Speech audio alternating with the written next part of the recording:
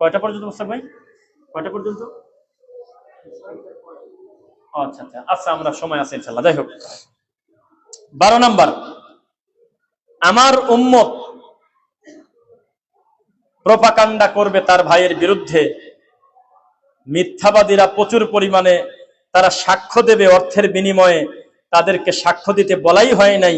সহিহ বুখারী হাদিস নাম্বার 768, হাদিস নাম্বার 768। ভাড়ায় পাওয়া যাবে সাক্ষী, পাওয়া যায় না? ভাড়ায় পাওয়া যায়। যেদিন মার্ডার হয় সেদিনও নোয়াখালী, ওই নিয়ে আসি হাজির করে দিচ্ছে। পরে কি প্রমাণ হবে সেটা না, কিন্তু আদালতে দ্বারা বলতেছে আমার চোখের সামনে ঘটনা ঘটছে। আর ডাইরেক্ট দুই চোখ দিয়ে যে দেখছে ওই মহিলা বলতেছে আমি তো বাড়িতে নাই সেদিন। যে বাড়িতে ছিল সে বলতেছে আমি নাই, আর যে নোয়াখালী ছিল সে বলতেছে আমার চোখের সামনে ঘটছে। এই তো ঘটনা। তো ভাড়ায় খাটা হলো না এগুলো? ভাড়ায় খাটবে তারা। আচ্ছা, 13 নাম্বার, আমার উম্মতের এলেম থাকবে তবে কার্যক্ষমতা থাকবে না। আচ্ছা, পানি শূন্যতায় ভোগে না মানুষ, কি খায় তখন? স্যালাইন খায়। রক্ত শূন্যতায় ভোগে না মানুষ, কি খায়? হ্যাঁ, ফল ফলালি খায়, ভালো ভালো প্রোটিন খায়, রক্ত আসে এরকম কিছু খায়, টাকি মাছ খায়, আরো বিভিন্ন জিনিস যেগুলো খেলে রক্ত বাড়ে এগুলো খায়। আমার উম্মত এলেম শূন্যতায় ভুগবে। হাদিস নাম্বার 3664, আবু দাউদ। আমার উম্মতের এলেম শূন্যতা হবে। এলেম শূন্যতা বুঝছেন? রক্ত শূন্যতার মতো, পানি শূন্যতার মতো এলেম শূন্যতায় ভুগবে। অথচ তাদের বাড়িতে থাকবে বড় বড় কিতাব, অথচ তাদের মাদ্রাসা হবে বিশাল, অথচ তাদের ওস্তাদরা 50 বছর বুখারী মুসলিম পড়াচ্ছে, কিন্তু এরপরেও তারা এলেম শূন্যতায় ভুগতেছে। এলেম শূন্যতা মানে, যদি আমাকে বলেন আসসালামু আলাইকুম ওয়া রাহমাতুল্লাহি তাআলা ওয়া বারাকাতুহু, এই তাআলা বলার পরে যদি আপনি বলেন যে আমার এই হুজুর কিন্তু আজহার থেকে পড়ছে, আমার এই হুজুর কিন্তু বড় ডক্টর অর্জন করছে, আমার দৃষ্টিতে ওটা জায়েজ মূর্খ। ও তাআলা বলল কি কারণে? আমাকে যদি কেউ এসে বলে যে ওনাকে চেনেন না, উনি হলো শাইখুল হাদিস অমুক অমুক মাদ্রাসার প্রিন্সিপাল, উনি আজ 42 বছর বুখারী পড়ায়, তখন আমি বললাম, তাকান আমার দিকে, আসসালামু আলাইকুম ওয়া রাহমাতুল্লাহ, দেখেন সবাই তাকান, এই কথা বলে আমি ডান হাত দিলাম, তো উনিও হাত আগায় দিল, তবে একটা না দুইটা দিয়ে বলতেছে ওয়ালাইকুম আসসালাম, ভালো আছেন মুহতারাম, এই কথা বলে বুকে হাত দিয়ে দিয়েছে। আমার দৃষ্টিতে এলেম শূন্যতায় ভুগতেছে, রক্ত শূন্যতায় ভোগার মতো এলেম শূন্যতায় ভুগতেছে, এলেম কোনো কাজ করতেছে না। ও দুই হাত দিয়ে মুসাফা করে বুকে হাত দিল কি কারণে? নবী সাল্লাল্লাহু আলাইহি ওয়াসাল্লাম বলেছেন শেষ জামানায় এলেম শূন্যতায় ভুগবে। 14 নাম্বার, আহারে, সহিহ মুসলিম হাদিস নাম্বার 2963, আমার উম্মত এমন বিকৃত হয়ে যাবে যে যারা সিহারা নিয়ে একে অন্যের সাথে মশকারা করবে, নাউজুবিল্লাহ পড়েন, সিহারা নিয়ে একে অন্যকে খোঁটা দেবে। এটা লজ্জার কথা না? যে ওই যে অমকের দেখা যায় হলো ফেরাউনের মতো, ও অমকের চেহারা দেখতেছে ও অমকের মতো, নাউজুবিল্লাহ। চেহারা নিয়ে বিকৃত করে কিনা? আমাদের শায়েখদের বিকৃত ছবি, এমন এমন নোংরামি করছে অনলাইনে, চোখ দিয়ে রক্ত বের হয় দেখে, এগুলো সহ্য করা যায় না। দেখেন, শায়েখ আব্দুর রাজ্জাক বিন ইউসুফ হাফিজাহুল্লাহ, শায়েখ মতিউর রহমান মাদানী হাফিজাহুল্লাহ, অনেক বড় বড় বিদ্বান, বড় বড় জ্ঞানী যারা আছেন, দেখবেন যে তাদের ছবি বিকৃত করে খারাপ খারাপ জিনিসের সাথে লাগায় কি করছে, দেখেন চেহারা করছে কি করে নাই। আমরা তো ভালো জিনিসও অতিরঞ্জিত পছন্দ করি না। ইদানিং দেখলাম যে শায়েখ আব্দুর রাজ্জাক বিন ইউসুফ হাফিজাহুল্লাহর একটা ছবি দিয়ে এআই দিয়ে বানায় পাগড়ি লাগায় দিয়েছে, দেখছেন? হ্যাঁ, পাগড়ি লাগায় দিয়েছে, দিয়ে বলতেছে পাগড়ি পরিহিত আব্দুর রাজ্জাক বিন ইউসুফ কেমন লাগে বন্ধুরা। অথচ পাগড়ি উনি পরেন নাই। তো পাগড়ি পরা কোনো পাপ না, কিন্তু উনি তো পরেন নাই। তাহলে আমি একটা কিছু দিয়ে আইডি, মানে এটাকে কি বলে, ডিজাইন করে সাজায় পরায় দিলাম, এটা কি আমার জন্য ভালো কাজ হলো? এটা আমি করতে পারি না। তো লোকজন লিখতেছে মাশাআল্লাহ মাশাআল্লাহ, এই সেই বিভিন্ন কিছু লিখতেছে, হাজার হাজার মানুষের কাছে পৌঁছে যাচ্ছে, এটাও করার দরকার নেই। মন্দ তো করবোই না, আমরা মানুষের ইচ্ছার বিরুদ্ধে এটা অতিরিক্ত করতে যাবো কেন? বেশি বিপদে পড়ে গেছেন, একটা পুরান জামা নিয়ে গেছেন হলো কম্পিউটারের দোকানে, এখন এই জমির খাজনাখারির জমির কোনো কাজে লাগবে, কোনো কারণে সে চাইলে বিশেষ কারণে ওটাকে পরিষ্কার করে একটু আলাদা কালার দিতে পারে, এটা হলো কারণের। এমনি কোনো কারণ ছাড়া আপনি শার্ট গায়ে দিয়েছেন, আমি জুব্বা বানায় দিলাম, জুব্বা গায়ে দিয়েছেন, আমি একটা শার্ট বানায় দিলাম, টুপি নাই টুপি বানায় দিলাম, এই অতিরঞ্জিত করা যাবে না, মনে থাকবে ইনশাআল্লাহ, বিকৃত করা যাবে না। 15 নাম্বার সূরা মুজাম্মিল 73 নাম্বার সূরা 6 নাম্বার আয়াত, ঘুমের সমস্যা এবং মানসিক শান্তি হারিয়ে যাবে, ঘুমের কোনো শান্তি থাকবে না। কুমিল লাইলা ইল্লা কলিলা নিসফাহু আও ইনকুস মিনহু কলিলা। আমার নবীকে পর্যন্ত আল্লাহ বলে নাই যে আপনি সারা রাত জেগে ইবাদত করেন। কেউ বলতে পারবেন সারা রাত জেগে ইবাদত করেন? এই কথা আমার নবীকে আল্লাহ বলে নাই। কেউ কি চ্যালেঞ্জ করবেন আমার সাথে? বলছে যে আপনি ঘুমান, রাতের কিছু অংশ ইবাদত করেন। আল্লাহ নবীকে সারা রাত জাগতে বলছে আল্লাহ। কিন্তু সত্যি করে বলেন তো দেখি, রাতের পর রাত আপনার ছেলেটা মোবাইল, ফেসবুক, ইউটিউব দেখে জাগতেছে না? জাগতেছে কিনা? মানসিক অসুস্থ হয়ে যাচ্ছে। আর একটা বলে জুমার খুতবার প্রথম পর্ব শেষ করব, আমার উম্মতের শরীর খারাপ হবে, স্বাস্থ্যগত কোনো খেয়াল থাকবে না। মানে শরীরটা যে আল্লাহর একটা আমানত, এটা তার কোনো খেয়াল থাকবে না, নিজেকে নিজে ধ্বংস করে ফেলবে। ধ্বংস করতেছে না? রাত 2টা পর্যন্ত 3টা পর্যন্ত প্রতিদিন যদি আপনি জেগে থাকেন, এই লোকটা তাহাজ্জুদ করবে কবে? এই লোকটার সালাতে মজা আসবে কবে? জোহরে ঘুম, আসরে ঘুম, মাগরিবে ঘুম, এশায় ঘুম, যেখানে বসে সেখানে ঘুম আসে যায়। তার কোনো বরকত নাই শরীরে। শরীর সুস্থ, কিন্তু শরীর একটা আমানত। আল্লাহর কাছে যেই যে বিশেষ অনুগ্রহ আমরা পাই, আল্লাহ আমাদেরকে সুন্দর নিয়ামত দিয়েছেন, আমাদের শরীর স্বাস্থ্য ভালো। ভালো কিনা বলেন? হঠাৎ করে একটা সুস্থ লোক, হঠাৎ করে তার রিং পরানো লাগতেছে, হঠাৎ করে তার ডায়াবেটিস এত মাত্রায় বেড়ে গেছে, ডাক্তার বলছে কার্বোহাইড্রেট পুরা বাদ, খালি দৌড়ের উপর থাকেন। অথচ আপনার বয়স আর তার বয়স এক। হঠাৎ করে একটা 25-30 বছরের ছেলের ভরি হয়ে গেছে এত বেশি, ওজন হওয়ার কথা 65 হয়ে গেছে 92। কি বিপদ বলেন? এটা কি নিজের প্রতি জুলুম না? কিছু কিছু লোক কয় যে আরে আল্লাহর নিয়ামত খাবো না, আল্লাহর নবী মিষ্টি খাইছে আমি খাবো না। তো নবী মিষ্টি খায় বাড়াইছে, দাওয়াতি কাজে 18 ঘন্টা পরে বাড়ি ঢুকছে, আর তুই মিষ্টি খায় এসে দি ঘুমাসি যাস, কি হইল? খরচের জায়গা কোন জায়গা? আমি খরচ করবো, আমি যে খাবো প্রোটিন, আমি দিচ্ছি কোন জায়গা ক্যালোরি? আর আমার নবী পায়ে হেঁটে হেঁটে ওমরা করতেন, হজ করতেন, দাওয়াতি কাজ করতেন, কত জায়গায় দাওয়াতি মেহনত করতেন, গা থেকে ঝরঝর করে ঘাম ঝরতো, ক্ষুধায় কষ্ট হতো, কত পরিশ্রম করে খেজুর খেয়ে চলে গেছে। আর আপনি বলতেছেন যে মিষ্টি খাওয়া সুন্নাত, আমিও বেশি করে খাই। আপনার সিস্টেম তো জানতে হবে। কথা বুঝতেছেন? খাদ্যের ব্যাপারে সচেতন হবেন, আল্লাহ দেয়া ভালো খাবার খাবেন। কয় যে আমরা গরিব মানুষ, আমরা একটু গরুর গোস্ত খেতে পারি না, শাক খাও, প্রচুর শাক খাও, অসুবিধা কি? তোমার ঘরের কাছে সহজে আল্লাহ এমন দামি দামি জিনিস দিয়েছে তুমি জানোই না। এই 2025 সালে এসে আমরা দেখতেছি একেবারে যেগুলোকে গুরুত্বই দেই নাই, সেইগুলো আল্লাহ প্রোটিন দিয়ে রাখছে, দামি দামি খাদ্য। যেই লাল চাউলের ভাত বড় লোকের বাসায় গেলে খেলে কিছুদিন আগে বদনাম করছে, বড় লোক তবে ছোট লোকই ভাব যায় নাই। চিকন চালের ভাত খেতে পারলাম না, মোটা চাল রান্না করছে। খয়রাত খেতে দেওয়া পর্যন্ত বদনাম করে দে, কুলখানির চালটা ভালো ছিল না, মোটা চাল। আর এখন ভেরিফাইড বড় বড় ডাক্তার লিখে দিচ্ছে যে তোমার চিকন চাল খাওয়া যাবে না, লাল চাল ফুল ফাইবার খাও। অথচ সেম জিনিসটা আল্লাহ দিয়ে দিয়েছে বহু আগেই। এইভাবে যদি আমি সিরিয়ালে বলতে থাকি, আপনি আমাকে বলবেন যে আমি অলিখিত স্বাস্থ্য বিশেষজ্ঞ ডাক্তার, কিন্তু আমি না, রিস্ক নেব না। আমি আমার অভিজ্ঞতা শেয়ার করতেছি। আমরা আমাদের প্রতি জুলুম করতেছি, আপনি লেখেন কাগজে, আমরা প্রত্যেকেই আমাদের প্রতি জুলুম করতেছি। আমি রফিক বিন সাইদ কথা বলতেছি, আজকে থেকে 4 মাস আগে ওজন ছিলাম 99 কেজি 300, এখন আমার ওজন 73 কেজি, আমি 26 কেজি কমাইছি। আমার কথা বলার ভিতরে কোনো এনার্জির কম আছে? শব্দ চয়নে কোনো অসুবিধা আছে? কোনো ক্লান্তি পাচ্ছেন? অসুবিধা কি? আপনি জুলুম করবেন কেন নিজের প্রতি? বেশি দিন সুস্থ থাকার জন্য আল্লাহর হায়াত কবে সেটা আমরা জানি না, আমরা কতদিন থাকবো, কিন্তু চাইলে তো একটু ভালো থাকার চেষ্টা করবো আমরা ভালো জিনিস দিয়ে। আল্লাহ হেদায়েত দিন, আমিন। আবু সাইদ ভাই না, খুতবার ভিতরে যাক, আল্লাহর জন্য ভাইকে খুব মহব্বত করি, ভালোবাসি। সেই 2019-20 থেকে ভাই আমাদেরকে চেনে জানে, দিন বোঝার পর থেকে ভাইকে দেখি অনলাইনে। আল্লাহ সুবহানাহু ওয়া তাআলা ভাইয়ের কাছে কবুল করুন। এই এলাকায় বাসা ভাইদিকে এটা কোনোদিন আমি জানতাম না, আজকে দেখা হয়ে গেল, সম্ভবত জীবনের প্রথম সাক্ষাৎ।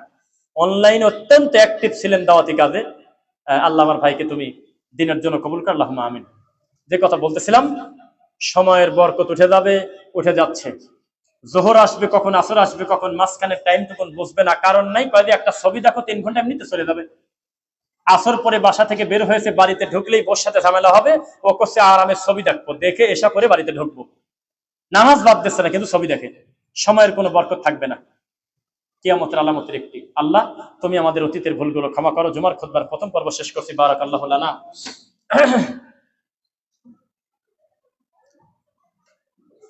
আলহামদুলিল্লাহ ফাইন্না খায়রাল হাদিসি কিতাবুল্লাহ ওয়া খায়রুল হুদা হুদা মুহাম্মদ সাল্লাল্লাহু আলাইহি ওয়াসাল্লাম ওয়া শাররুল উমুরি মুহদাসাতুহা কুল্লু মুহদাসাতিন বিদআ ওয়া কুল্লু বিদআতিন দালালা ওয়া কুল্লু দালালাতিন ফিন্নার।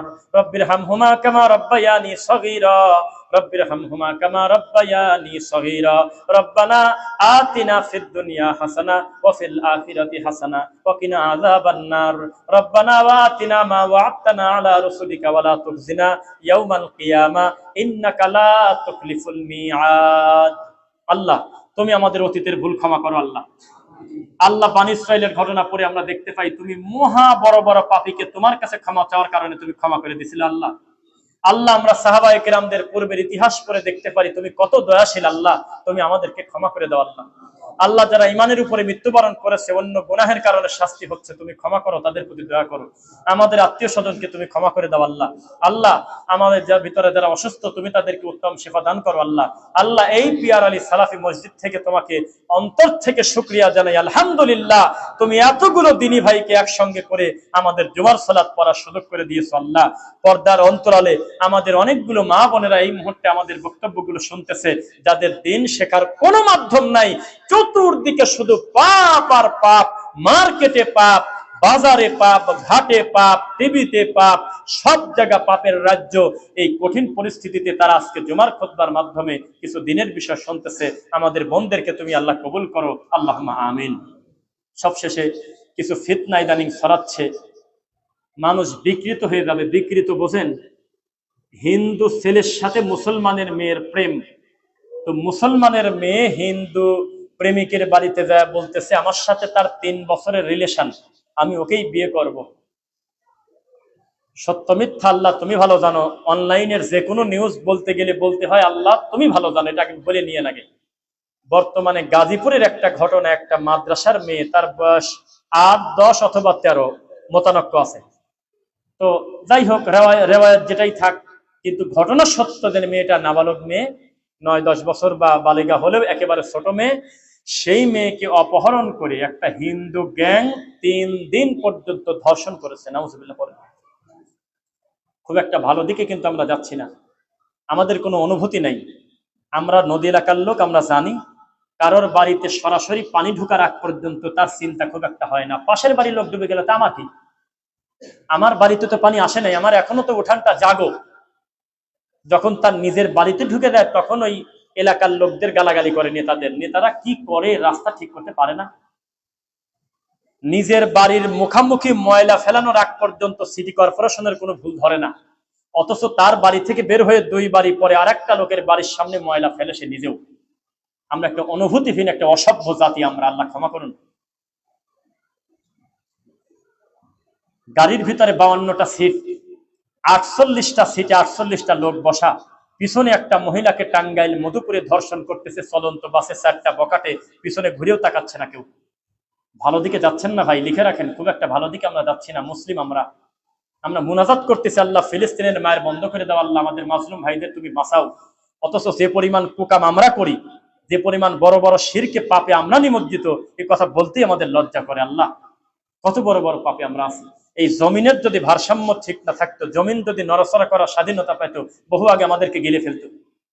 মাঝে মধ্যে একটু ঝাঁকি দেয়, তাই একেবারে 10 তলা বিল্ডিং মাটির সাথে ধসে যাচ্ছে। এই জমিনকে যদি আল্লাহ বলেন তো কি দিয়ে পেরাক দিয়েছে আল্লাহ মাটিকে, এই পাহাড় দিয়ে যদি পেরাক দিয়ে আটকা না দিতেন, আমার রব নিয়ন্ত্রণ না করতেন, মাটি এত পাপ সহ্য করতে পারতো না। একদিন বলবে যে আল্লাহ এখন তো আমি আর পারি না, কি করব? তখন আল্লাহ বলবে তোমার ভিতরে যা আছে তুমি এখন বমি করে দাও, সব উগরায় দাও। তখন ভিতরে যা আছে সব পাপ বলে দেবে। কয়টার সময় রাত, কতটার সময় কোন পা দিয়ে কিভাবে, কয়টার সময় কোন অন্যায় করছে মোট বলে দেবে। কিন্তু এখন বলে না, চুপ করে আছে, একদম চুপ করে আছে। একটু সতর্ক হবেন ইনশাল্লাহ। এই সামাজিক অবক্ষয় নিয়ে যে আলোচনাগুলো করেছি, অনলাইনের যে বিষয়গুলো বললাম, কোনো গুজব প্রচার করবেন না, আর এক ভাইয়ের মান সম্মান নিয়ে মস্কারা করবেন না। আকীদা মানহাজ যদি শুদ্ধ থাকে, দুনিয়াবি জাগতিক কোনো ভুলের কারণে আর এক ভাইকে গোটা জাতির সামনে আমরা অপমানিত করব না, তাকে বিতর্কিত করব না, তাকে সংশোধন করব। আর যদি আকীদা নিয়ে মস্কারা করে তাকে কোনোদিনও ছাড় দেব না, জীবনেও ছাড় দেব না ইনশাআল্লাহ। শিরকের ব্যাপারে এক চুল ছাড় দেব না। কেউ যদি মানহাজ নিয়ে মস্কারা করে মরা পর্যন্ত ছাড় দেব না। কেউ যদি তাওহীদ নিয়ে ঠাট্টা করে কোনোদিনও ছাড় দেব না। প্রয়োজনে নাম ধরে জাতির সামনে তাকে আমরা প্রকাশ করে দেব, এর থেকে বেঁচে থাকেন। আপনি হাজার হাজার বার চিৎকার দিয়ে বলেন আমির হামদার বক্তব্য শুনবেন না, শুনবেন না, শুনবেন না, ইনশাল্লাহ পাপ হবে না, কারণ সে প্রকাশ্য শরীয়তের ক্ষতিকারী। আপনি তারেক মনোয়ারের নাম ধরে জাতিকে বলে দেন একেবারে অনলাইন অফলাইনে, খবরদার এই সমস্ত বক্তাকে দাওয়াত দিয়ে 1 লাখ টাকা দিয়ে মাঠে নিয়ে আসবেন না, একেবারে ধর্ম ধ্বংস করে দেবে বলে দেন। গাইবান্ধা এক আহলে হাদিস সমাজের লোক একটা মাহফিল করতেছিল, সামনের ডেট। সেই মাহফিলের প্রধান বক্তার নাম হলো কবির বিন সামাদ ল্যাংটা। কি নাম বলছি বলেন? কবির বিন সামাদ। ওদের লাস্টে যেটা বললাম মূলত সে হলো ওইটা। অথচ তাকে দেশে আহলে হাদিসের লোক প্রধান বক্তা বানাইছে। তো অনলাইনের কারণে একটু আমাদের আলহামদুলিল্লাহ এটা ভালো হলো। এটা যখন বেশি প্রচার হয়েছে তখন লোকজন ওদেরকে ফোন দিয়েছে, বিয়াক্কেরি লোক, এই তোরা বলে আহলে হাদিস, এইসব অসভ্য ল্যাংটা নিয়ে আসতেছে বক্তা। তখন তারা লজ্জায় আজকে সকালে খুতবা যখন দিতে আসবে আপনাদের মসজিদে, তখন আমি ওই একজনকে বললাম ভাইজান আপডেট কি? তো বলতেছে আলহামদুলিল্লাহ কমিটি ভুল বুঝতে পারছে, এই পাগলকে বাদ দিয়েছে। এ কি করে জানেন? এই রানিং লোকজনের মধ্যে ফোন কানেনি, বলে হ্যালো তুমি কি পরিমণি, এরকম করে কিলকিল করে। তুমি কি ডোনাল্ড ট্রাম্প? এইভাবে মোবাইল কানে নিয়ে জালসার মাঠে এসে খিলখিল করে হাসে আর মানুষের সাথে গান পায়। নাউজুবিল্লাহ পড়েন। এইরকম লোককে যদি আহলে হাদিসরা আনতে চায় তাহলে বোঝা গেল যে তাদের মানহাজ এখনো ভালো করে বুঝতে পারে নাই। আমাদের ওই ভাইয়েরা প্রচুর পরিমাণে দাওয়াতি কাজ করতে হবে, ঠিক কিনা বলেন? কি পরিমাণ আমাদের উপরে গজব যে আমাদের প্রধান বক্তার নাম হলো আবরারুল হক আসিফ। ভাই রে কপাল, এই লিপস্টিক হুজুর যদি আমাদের জাতির মাওলানা হয়, এ জাতির ইসলামে তো কুত্তায় মুখ দিয়েছে। আমানুল্লাহ বিন ইসমাইল মাদানী হাফিজাহুল্লাহ বলছিল যে তুফাজ্জল বৈরাগীর নামের আগে যদি লেখা থাকে আল্লামা শাইখুল হাদিস, তাহলে এই তাফসিরের হাড়িতে কুত্তায় মুখ দিয়েছে। দিন কি এত মস্কারার জিনিস ভাই? এতই ঠাট্টা যে আমার নবীকে আপনি বলবেন সাংবাদিক, আমি মানি নেব? আমার নবীকে আপনি বলবেন সিক্স প্যাক, আমি মানি নেব? আপনি আম্মাজানকে নিয়ে কটূক্তি করবেন, আমি মেনে নেব? একের পর এক যা খুশি তাই বলে দিবেন, ঠাট্টা করবেন দিন নিয়ে, এটা মেনে নেওয়া যায়? সাবধান। মা ইয়ালফিযু মিন কাওলিন ইল্লা লাদাইহি রাকিবুন আতীদ। আপনার মুখ থেকে যে কথা বের হয় এই কথা মুহূর্তের ভিতরে আল্লাহর কাছে রেকর্ড থাকে। মনে থাকবে এই কথা।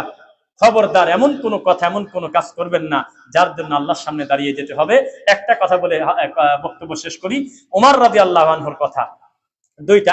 এক, বিচারের মাঠে যদি বলা হয় একজনকে জাহান্নামে দেব বাকি সবাইকে জান্নাতে দেব, আমি উমার ভয়তে থাকবো ঘোষণা আসার আগ পর্যন্ত সেই লোক মনে হয় আমি।